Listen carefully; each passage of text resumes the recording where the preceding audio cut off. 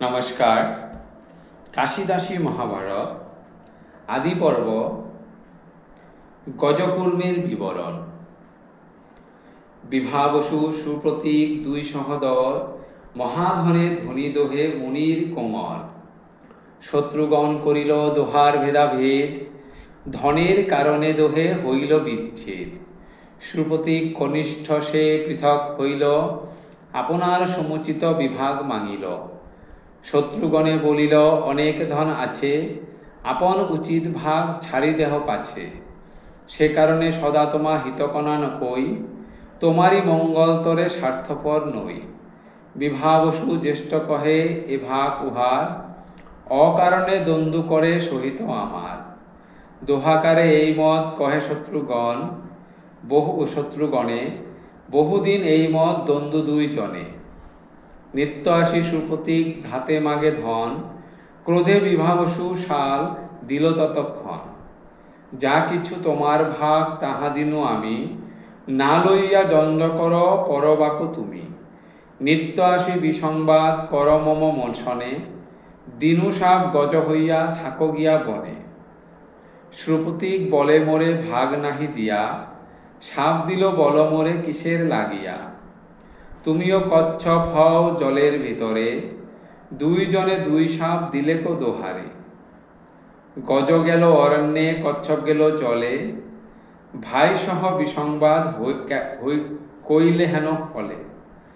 পরবাক্যে ভাই সব করে যে বিবাদ, অতিক্লেশ জন্মে তার হয়তো প্রবাদ। সেই সে কচ্ছপ আছে জলের ভিতর, সুরিয়া যোজন দোষ তার কলে ঘর। তাহার দ্বিগুণ দেহ করিবর ধারে, নিত্য আসি যুদ্ধ করে সরোবর তীরে। সেই গজ কুর্ম গিয়া করহ ভক্ষণ, সর্বত্র মঙ্গল হবে বিনতানন্দন। ত্রিভুবন পরাজয়ী হয় মহাবীর, ব্রহ্মা বিষ্ণু শিব তব রাখুন শরীর। কশ্যপের আজ্ঞা পেয়ে গরুর সত্তর, চক্ষুর নিমিষে গেল যথাসরবর। অন্তরিক্ষ হইতে দেখে বিনতা গঙর, বন হইতে বাহির হইল গজবর। সরোবর তীরে আসি করিল গর্জন, ক্রোধ করি কুর্ম দেখা দিলেক তখন। দুইজনে মহাযুদ্ধ কহেন না যায়, অন্তরিক্ষে থাকি তাহা দেখে রিগরায়। এক নখে গজ ধরি কুর্ম আর নখে, চক্ষুর নিমিষে উড়ি গেল ত্রপলোকে। কোথায় খাইব বসি ভাবে মনে মন, নানা জাতি বৃক্ষ দেখে পরশে গগন। রোহিণী নামেতে বৃক্ষ অতি উচ্চতর, জানিয়া গরুরে ডাকি বলিল উত্তর। মোর ডাল দেখো শত যোজন বিস্তার, সুস্থ হয়ে ইথে বসি করহ আহার। বৃক্ষের বচন শুনি বিনতানন্দন, ডালেতে বসিয়া গিয়া করিতে ভক্ষণ। ভাঙিল বৃক্ষের ডাল গরুরের ভরে, বাল খিল্ল মুনিগণ তাহে তপ করে। শাখা ধরি অধমুখে আছে মুনিগণ, দেখিয়া হইল ভীত বিনতানন্দন। ভূমিতে ফেলিলে ডাল মরিবেক মুনি, ঠোঁটেতে ধরিল ডাল মনে ভয় গণি। ঠোঁটেতে ধরিল ডাল গজকুর্ম নখে, উড়িয়া বেড়ায় পক্ষী উপায় না দেখে। বহুদিন গরুর উড়িল হেন মতে, কশ্যপে দেখিল গন্ধমাদন পর্বতে। গরুরের মুখ ডাল দেখি বিপরীত, বাল্যখিল্য মুনিগণ তাহে বিলম্বিত।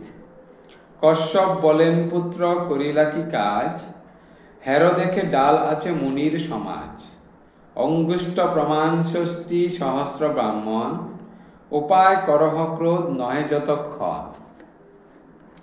তবে তো কশ্যপ মুনি জড় করি হাত, জড় করি কর, মুনিগণ প্রতিস্তুতি কহিলা বিস্তর।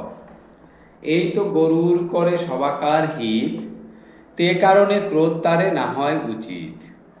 কশ্যপের স্তবে তুষ্ট হয়ে ঋষিগণ, হিমগেরি পরে সবে করিল গমন। তবে খর্গেশ্বর জিজ্ঞাসিল কশ্যপেরে, কোথায় ফেলিব ডাল আজ্ঞা কর মোরে। কশ্যপ বলিল যাহ বাসহীন গিরি, জীবজন্তু নাহি সেই পর্বত উপরি। কশ্যপের আজ্ঞাক্রমে বীর খড়গেশ্বর ফেলিল সে ডাল লয়ে পর্বত উপর। গজকর্ম খাইলে পর্বতে বসিয়া, অমৃত আনিতে যা শ্রুতৃপ্ত হইয়া। মহাতেজে গগনে উঠিল মহাবল, পাকসাটে উড়ি ফেল গেল পর্বত সকল। দিন করে আচ্ছাদিল হইল অন্ধকার, অমর নগরে হইল উৎপাত অপার। উল্কাপাত নির্ঘাত হইয়াছে ঘনে ঘন, ঘোর বায়ু মেঘে করে রক্ত বর্ষণ। এত দেখি ইন্দ্র বৃহস্পতিরে পুছিল, এত অমঙ্গল কেন স্বর্গেতে হইল। বৃহস্পতি বলিল তোমার পূর্ব পাপে, আইসে গরুর পক্ষী অদ্ভুত প্রতাপে। সুধার কারণে আসে বিনতা নন্দন, অবশ্য লইবে সুধা যিনি দেবগণ। এত শুনি কুপিত হইল পুরন্দর, ততক্ষণে আজ্ঞা দিল ডাকি অনুচর।